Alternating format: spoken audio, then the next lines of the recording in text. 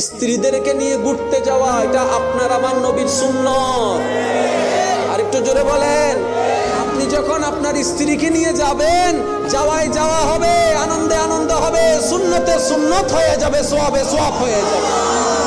বেশি কিছু না তো, মাঝে মধ্যে দুইজনে মিলে এক প্লেটে নিয়ে খাবেন। 2 প্লেট থাকলে সরাই দিবেন। আপনি বলবেন আসো আজকে আমি আর তুমি এক প্লেটে খাই। বছরে একবার খান না, দেখবেন আপনি বছরে একবার যখন এক প্লেটে নিয়ে খাবেন, আপনার স্ত্রীটা সারা জীবন মনে রাখবে, সারা জীবন মনে রাখবে, সারা জীবন মনে রাখবে।